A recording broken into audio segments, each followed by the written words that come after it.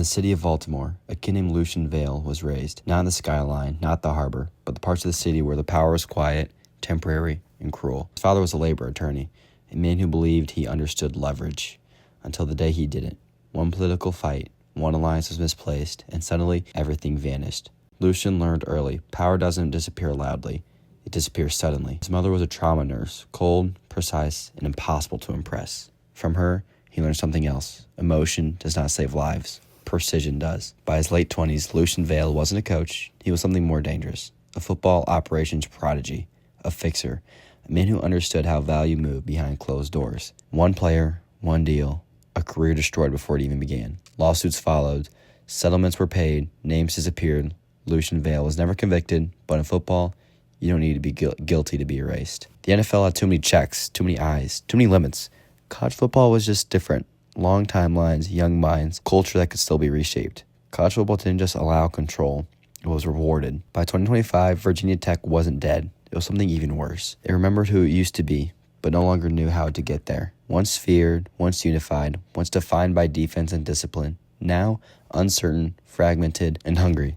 Lucian Vale didn't see a rebuild. He saw unfinished business. Lucian Vale didn't beg for the job. He negotiated. Total roster control, centralized NIL authority, no interference. Virginia Tech didn't hire him. They surrendered. His first public words were simple. We're not here to be exciting. We're here to be inevitable.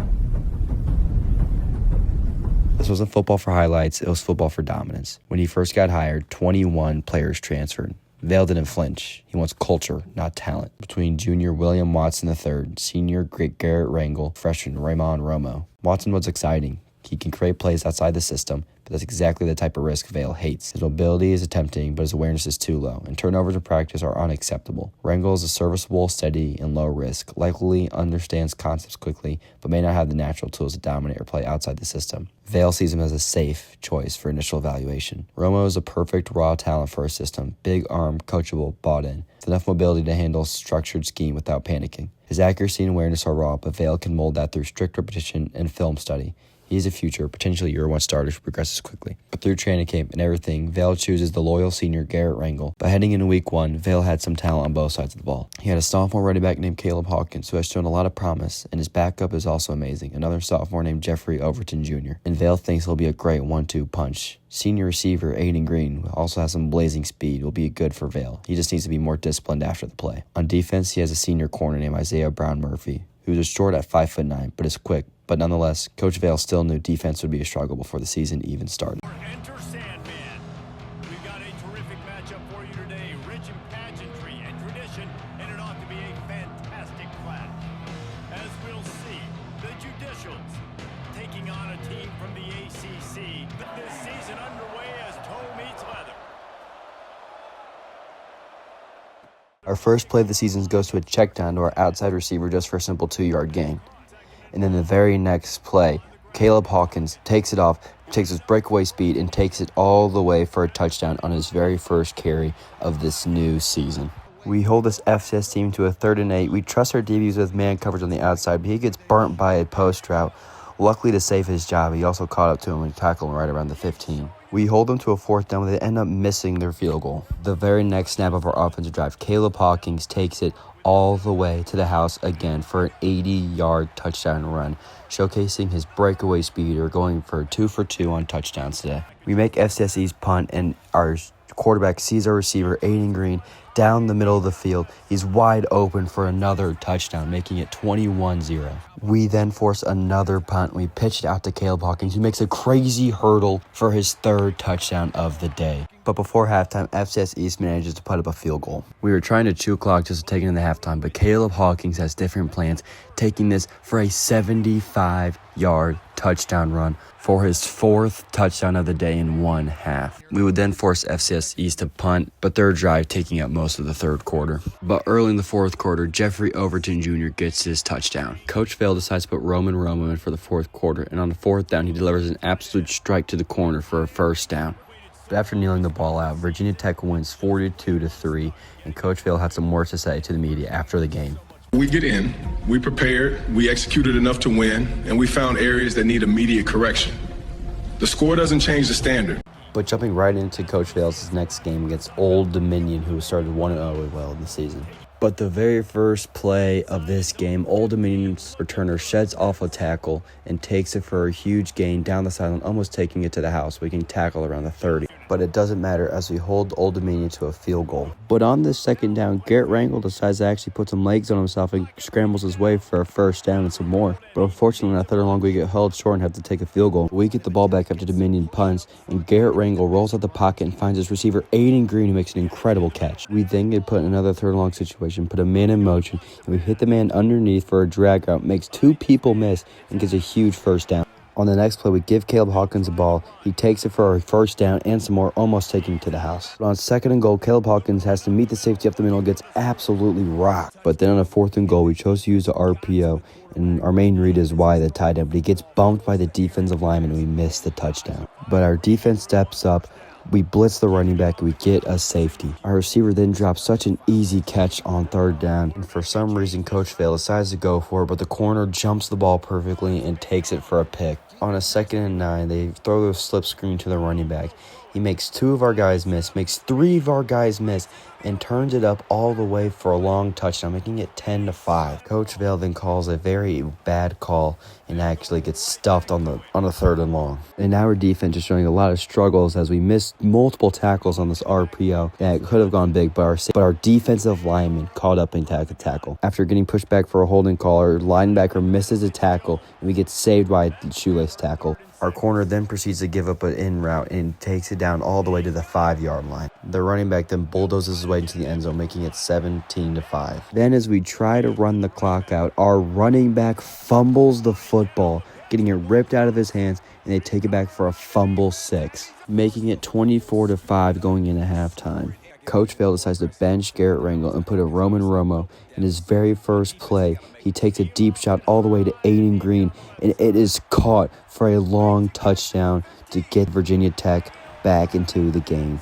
Old Dominion gets the ball back, and they try to hit a seam shot, but our safety comes down and absolutely lays him out for a fumble, getting us the ball back. Roman Romo then puts his Superman cape on, rolls out of the pocket, searching, and there's nothing. He tells his running back to go upfield, and he throws a deep ball all the way down to the 10-yard line. It's caught, and he's on the 2-yard line. Jeffrey Overton Jr. then finishes the drive by diving into the end zone. But then Old Dominion is one of the first plays of this drive. They take a deep shot to test one of our corners, and he doesn't make a play on the ball, and they get an easy touchdown. Then on a 3rd and 4, we hit the flat route. He takes it upfield, takes a man's ankles, and gets us a first down. Roman Romo then gets greedy and takes a deep shot on 4th and 16 when he shouldn't have, and we go turnover on downs. But on a 3rd and 7, Coach Vale dials up a blitz, and our linebacker hits the A-gap and gets the sack, forcing them to punt. And then Roman Romo goes to his favorite target again, Jaden Green, down the sideline and gets them the touchdown. Old Dominion was on 1st down, and Coach Vale decides to get aggressive. The linebacker beats the running back and gets the sack, making it 2nd and long. On 2nd down, Isaiah Brown-Murphy gets burnt but breaks up the pass, making it 3rd and 18. And we sit back in coverage. He takes a check down, and we all tackle, and it forces a punt, and we get a chance to win the game. On 2nd and 8, we start this drive off good by hitting our tight end for the drag route. He turns it upfield and gets a huge gain. Then our 3rd-string running back takes this out route and takes it up for another big chunk play. On 3rd and 4, we hit our tight end across the middle of the field, and he makes his clutch catch on a 3rd and 4. Then our 3rd-string running back takes the ball and punches it in to make our comeback 32-31. Coach Vale wants to make it a field goal difference. He goes for 2, and he hits the out route, and he gets it, making 34-31. And on the final play of the game, he drops back, rolls out the pocket, and just runs right into the sideline. Has no idea what he's doing, but Virginia Tech accomplishes the comeback, 34-31 win. But Coach Vale has a special announcement to make after today's dub. Appreciate everyone coming out. I'll keep this short and clear. After a lot of conversation with the staff, we believe the best move for Virginia State next week is to hand the keys to our offense to a young man who's earned it. Roman Romo will be our starting. With our first play game against Maryland, we stuff him on the 1st down. And on the 3rd and 4, we have to stop him here, but they get the running back screen, and we force a stop, and we force him to punt. Roman Romo's first play as a full-time starter, it is a pick. He did not see the defensive line and drop back in coverage. Maryland gets the ball back. He's dropping back. He's looking, we sack him on a 1st down. And then on 3rd and 14, we send a blitz home, and we get home forcing the punt, giving Raymond Romo another chance. But it's Caleb Hawkins taking it, weaving in between defenders, and taking it all the way for a touchdown, giving us our first points of the game. We then force another punt, and we hit our tight end underneath, makes two people miss, and gets tackled right around the 50. For Caleb Hawkins' quiet game last game, he wants to remind the country that he's still here, making a man miss around the line of scrimmage and taking it all the way to a house for a 60-yard touchdown run. But Maryland targets our weak run game, gets some incredible blocks right up the gut, taking it for a touchdown themselves. On a 2nd and 10, Raymond Romo sees his corner out open up. He throws it, and it is just a crucial drop.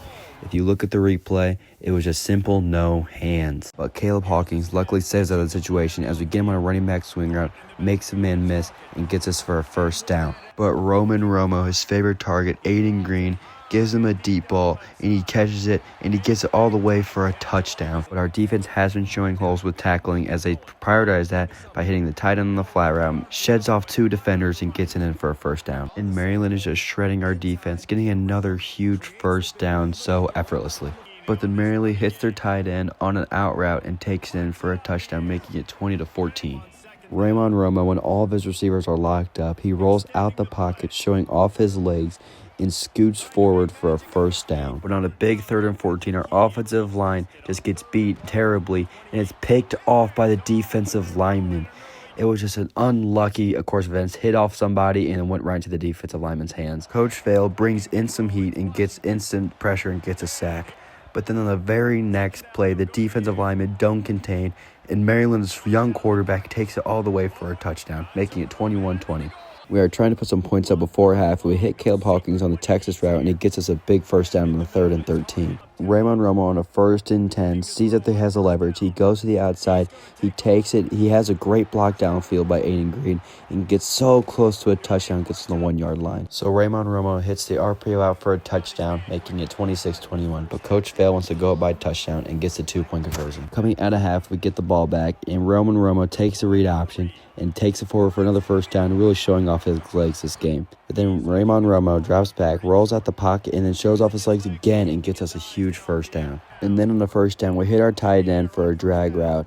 He takes it all the way to the 1, tries to hurdle, but fumbles the ball. But we pick up the ball and we get it in for a lucky touchdown. Maryland hits the receiver on the wide open drag route and makes a man miss, makes another man miss, and gets it for a first down. Then Maryland's quarterback drops back looking, and he hits a wide open comeback route for a huge gain. And Maryland once again utilizes our weak run defense and gets an easy rushing touchdown. Coach Vale's goal is to put this game out of reach, so he calls mesh and throws it to the tight end for already gets a first down, but makes a man miss and almost takes it to the house, but gets caught up because he's a slow tight end. But Roman Romo gets almost too comfortable using his legs. He does get us a first down, but he fumbles the ball, giving Maryland the ball back, a chance for them to win the game. So we hold him to a crucial 4th down. There's nothing open. He forces it to my user, but I swat it down. And with that, we kneel the ball out, beating Maryland 35-28. It wasn't a pretty one, but it was a good win, starting off 3-0.